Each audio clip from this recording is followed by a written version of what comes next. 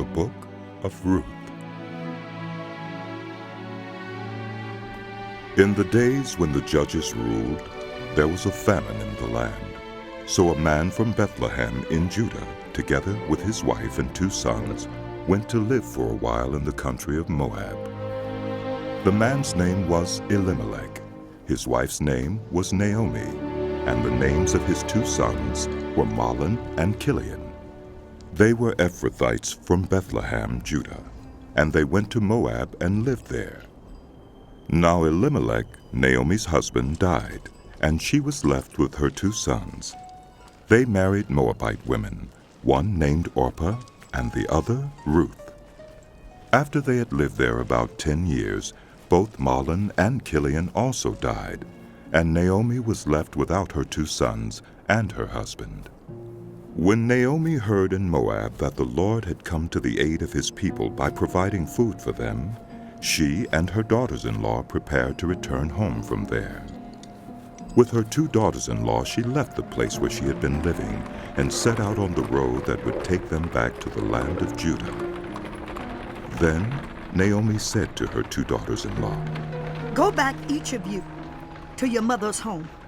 May the Lord show you kindness, as you have shown kindness to your dead and to me.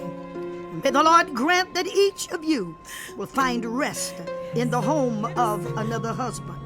Then she kissed them goodbye, and they wept aloud and said to her, "We will go back with you to your people." But Naomi said, "Return home, my daughters. Why would you come with me? Am I going to have any more sons who could become your husbands? Return home, my daughters. I am too old to have another husband. Even if I thought there was still hope for me, even if I had a husband tonight and then gave birth to sons, would you wait until they grew up? Would you remain unmarried with them? No, my daughters, it is more bitter for me than for you, because the Lord's hand has turned against me." At this they wept aloud again. Then Orpah kissed her mother-in-law goodbye, but Ruth clung to her. "Look," said Naomi, "your sister-in-law is going back to her people and her gods. Go back with her." But Ruth replied, "Don't urge me to leave you or to turn back from you. Where you go, I will go, and where you stay, I will stay. Your people will be my people, and your God, my God. Where you die, I will die, and there I will be buried. May the Lord deal with me, be it ever so severely, if even death separates you and me." When Naomi realized that Ruth was determined to go with her, she stopped urging her. So the 2 women went on until they came to Bethlehem. When they arrived in Bethlehem, the whole town was stirred because of them, and the women exclaimed, "Can this be Naomi?" "Don't call me Naomi," she told them. "Call me Mara, because the Almighty has made my life very bitter. I went away full, but the Lord has brought me back empty. Why call me Naomi? The Lord has afflicted me. The Almighty has brought misfortune upon me." So Naomi returned from Moab, accompanied by Ruth, the Moabite, her daughter-in-law, arriving in Bethlehem as the barley harvest was beginning. Now Naomi had a relative on her husband's side, a man of standing from the clan of Elimelech, whose name was Boaz. And Ruth the Moabite said to Naomi, "Let me go to the fields and pick up the leftover grain behind anyone in whose eyes I find favor." Naomi said to her, "Go ahead, my daughter." So she went out, entered a field, and began to glean behind the harvesters.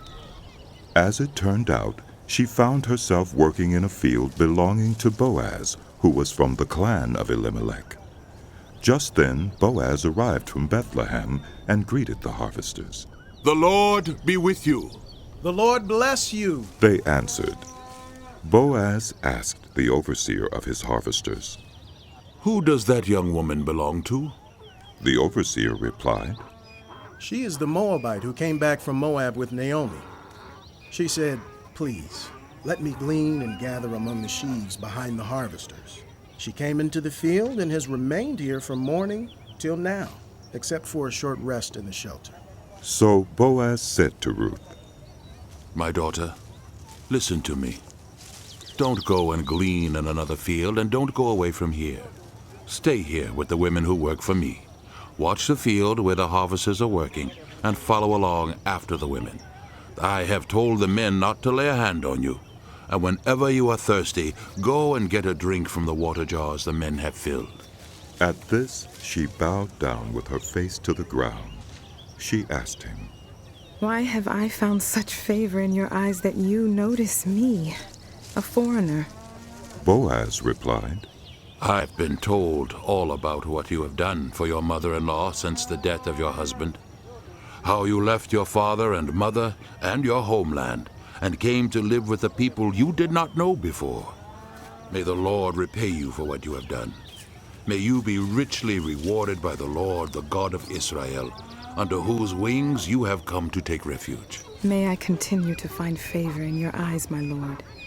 You have reassured me and have spoken kindly to your servant, though I do not have the standing of one of your servants. At mealtime, Boaz said to her, Come over here. Have some bread and dip it in the wine vinegar. When she sat down with the harvesters, he offered her some roasted grain. She ate all she wanted and had some left over. As she got up to glean, Boaz gave orders to his men. Let her gather among the sheaves and don't reprimand her. Even pull out some stalks for her from the bundles and leave them for her to pick up, and don't rebuke her. So Ruth gleaned in the field until evening. Then she threshed the barley she had gathered, and it amounted to about an ephah. She carried it back to town, and her mother-in-law saw how much she had gathered. Ruth also brought out and gave her what she had left over after she had eaten enough. Her mother-in-law asked her, Where did you glean today? Where did you work? Blessed be the man who took notice of you. Then Ruth told her mother-in-law about the one at whose place she had been working. The name of the man I worked with today is Boaz. She said. The Lord bless him. Naomi said to her daughter-in-law, He has not stopped showing his kindness to the living and the dead. She added. That man is our close relative. He is one of our family guardians. Then Ruth the Moabite said, He even said to me, Stay with my workers until they finish harvesting all my grain. Naomi said to Ruth, her daughter-in-law, It will be good for you, my daughter, to go with the women who work for him, because in someone else's field you might be harmed. So Ruth stayed close to the women of Boaz to glean until the barley and wheat harvests were finished, and she lived with her mother-in-law. One day Naomi, her mother-in-law, said to her, My daughter, I must find a home for you where you will be well provided for. Now Boaz, with whose women you have worked, is a relative of ours. Tonight he will be winnowing barley on the threshing floor. Wash and perfume yourself and put on your best clothes. Then go down to the threshing floor. But don't let him know you're there until he has finished eating and drinking. When he lies down, note the place where he is lying. Then go and uncover his feet and lie down. He will tell you what to do. I will do whatever you say. Ruth answered. So she went down to the threshing floor and did everything her mother-in-law told her to do. When Boaz had finished eating and drinking and was in good spirits, he went over to lie down at the far end of the grain pile. Ruth approached quietly, uncovered his feet, and lay down. In the middle of the night, something startled the man. He turned, and there was a woman lying at his feet. Who are you? He asked. I am your servant, Ruth. She said. Spread the corner of your garment over me, since you are a family guardian. The Lord bless you, my daughter. He replied. This kindness is greater than that which you showed earlier. You have not run after the younger men, whether rich or poor. And now, my daughter, don't be afraid. I will do for you all you ask. All the people of my town know that you are a woman of noble character. Although it is true that I am a family guardian, There is another who is more closely related than I. Stay here for the night. And in the morning, if he wants to do his duty as your family guardian, good. Let him redeem you. But if he is not willing, as surely as the Lord lives, I will do it. Lie here until morning." So she lay at his feet until morning, but got up before anyone could be recognized. And he said, "No one must know that a woman came to the threshing floor." He also said, "Bring me the shawl you are wearing and hold it out." When she did so, he poured into it 6 measures of barley and put it on her. Then he went back to town.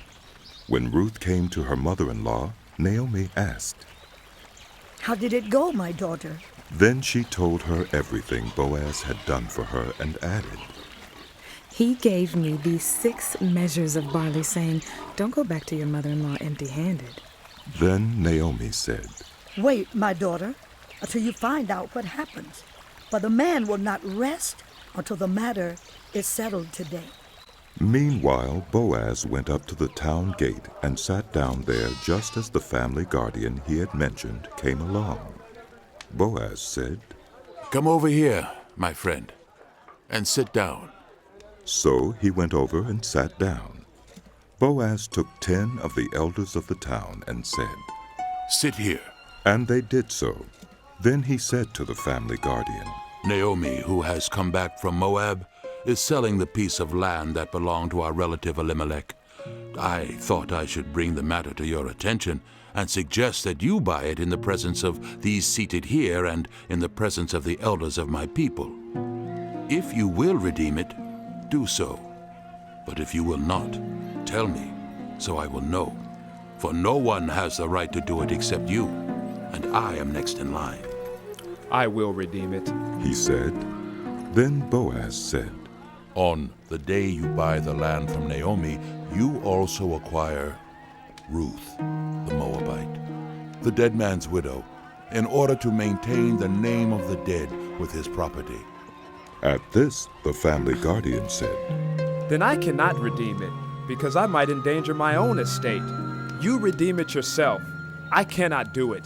Now in earlier times in Israel, for the redemption and transfer of property to become final, one party took off his sandal and gave it to the other. This was the method of legalizing transactions in Israel. So the family guardian said to Boaz, "Buy it yourself." and he removed his sandal. Then Boaz announced to the elders and all the people, Today, you are witnesses that I have bought from Naomi all the property of Elimelech, Kilion, and Mahlon. I have also acquired Ruth, the Moabite, Mahlon's widow, as my wife, in order to maintain the name of the dead with his property, so that his name will not disappear from among his family or from his hometown. Today, you are witnesses." Then the elders and all the people at the gate said, We are witnesses. May the Lord make the woman who is coming into your home like Rachel and Leah, who together built up the house of Israel. May you have standing in Ephrathah and be famous in Bethlehem. Through the offspring the Lord gives you by this young woman, may your family be like that of Perez, whom Tamar bore to Judah.